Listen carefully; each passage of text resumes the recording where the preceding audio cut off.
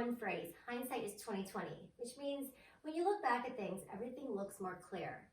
I think we've all thought about how we perform our exercises, whether we're doing them correctly or how can we make them better. So to help clear some of the most common areas of improvement that I've seen over the years, I've selected a few exercises and accessories that I'll critique and provide straightforward corrections to improve your form.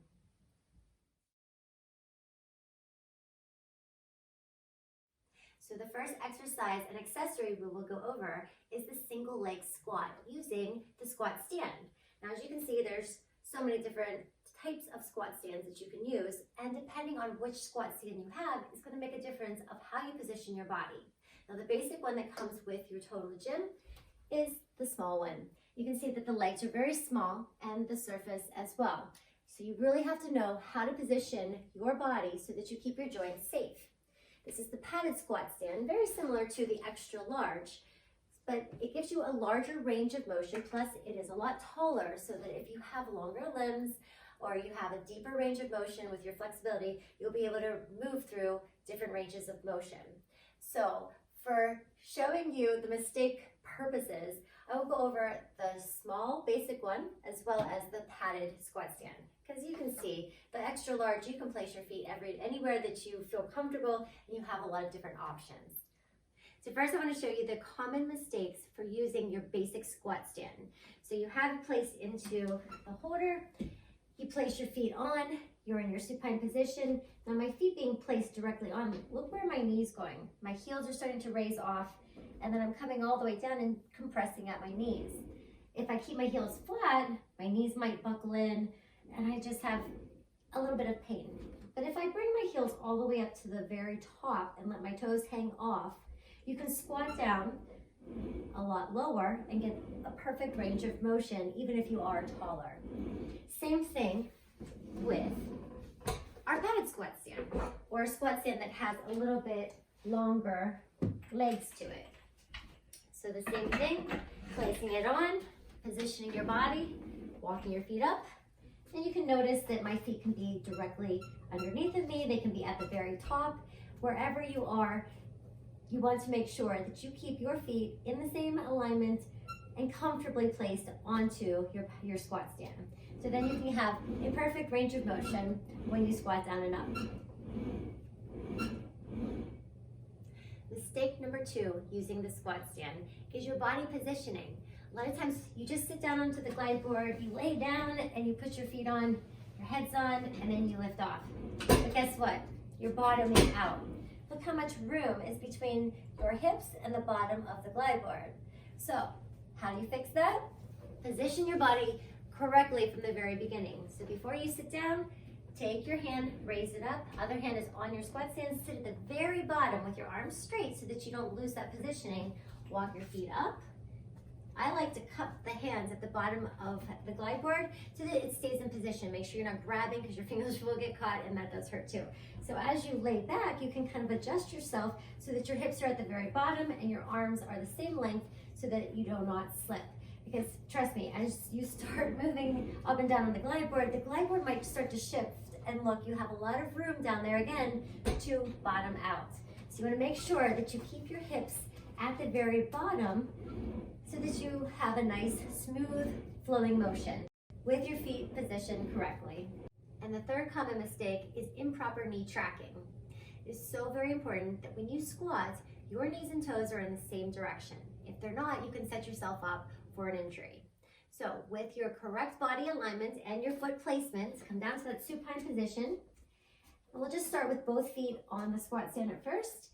And you want to make sure that you're pressing the weight through your heels, not through your toes, unless that is the goal of your exercise.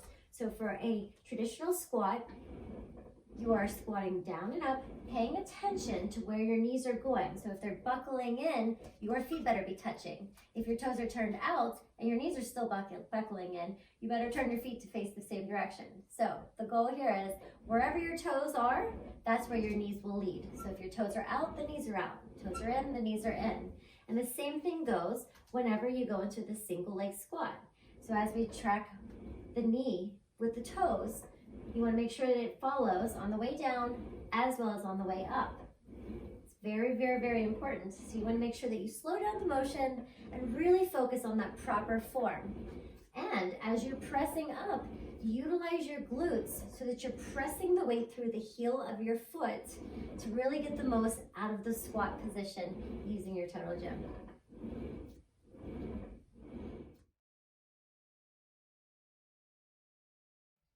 The next exercise and accessory we will go over is the pullover crunch, which uses our cables. This is a common favorite, and it's one that is known for the total gym. You are using your shoulders as well as your core, so you're multitasking here to really get the most bang for your buck. But there's a lot of little mistakes that can happen along the way. So let's go over how to perfect your pullover crunch so that you're really working your abs and focusing on your shoulders, the correct muscles. Okay, so first, having too high of an incline than what your body can handle. It's not about being super duper strong. It's about having control with the motion and the incline that you're at. I'm sure you can put it up to the highest level and do this exercise, but are you actually working the right muscles? And that will go into mistake number 2, because when the incline is too high, mistakes start to happen. So from a supine position, we come down all the way. My arms are extended out from my chest. And right from here, you can pull the arms back, and then on the pull down, you're lifting up and extending out through the arms. Now notice, my arms come back, look at my lower back. I'm really pushing it forward, and I'm pushing out my abdominals, and I'm not really contracting them, I'm just forcing it over. And then you start to add that speed so that you're really kind of like moving through everything, and you're not really utilizing the core. You're just fluctuating it back and forth. So it's moving, your arms are moving. There's a lot of just moving going on. What about the contraction? All right, so if you take it down a notch and actually slow down the motion and think about what you're actually trying to work, you're gonna get more out of this exercise. Doesn't mean that you're not strong, it just means that you have more control of your core and you're able to use your shoulders appropriately to stabilize the motion. So from right here, you're in your supine position. Keep your core engaged, meaning you're not arching the spine. You are feeling the core pulling in and feeling your lower back on the glide board to imprint. So it's a nice feedback, especially being at this incline. The arms reach out. I'm able to control, and I'm reaching up and in, pulling the abdominals in, reaching the arms out. And then when I reach the arms back, I keep the core engaged, I'm not arching, and I reach back as far as I can. I use the abs, I pull them up, pull the arms up, pull the abs in, and then reach all the way back again. So there's a very slow and controlled difference that you can go through at a lower incline without arching the back and activating and initiating the movement from your lats and your shoulders. So that is a very, very important key here to performing the motion. And the last mistake doing this is not articulating high enough up through the chest and just tucking your chin. So you want to really make sure that when you pull those arms down, you're reaching out and away, and you're lifting the whole upper body and allowing the incline to help you get up even higher, so that you're not just tucking and lifting the head, you're lifting through the torso. So doing it the improper way and then the correct way. All right, so you can see the difference. Core is engaged, initiating the movement from the underarm, the lats, lifting the torso all the way up, and keeping your core engaged at all times. And that will help you perform your pullover crunch with a better form. And the last exercise and accessory we will critique is your leg pulley system. How to get on and off of the glide board safely and carefully. That's an exercise in itself. So first, let's examine how we connect the leg pulleys. You have a nice connector here that can go anywhere on the top half of your tower. So you have different pin placements, and depending on where you put that pin placement will depend on the range of motion. So you want to have it maybe from the mid area all the way to the top, anywhere in between there. And you also want to have your incline at about a medium level. That way you're not too high and you can control the movement, and having it too low will give you just a little bit less resistance. So you want to make sure that you're right in the middle. Now the pulley will be connected, and you have two ropes, two ends of the rope. The one end has a circle, and that is what connects to your glide board. The other end has the carabiner, which clips into your foot strap. So making sure that it's on the bottom of the cable, take that silver loop and connect it to your glide board.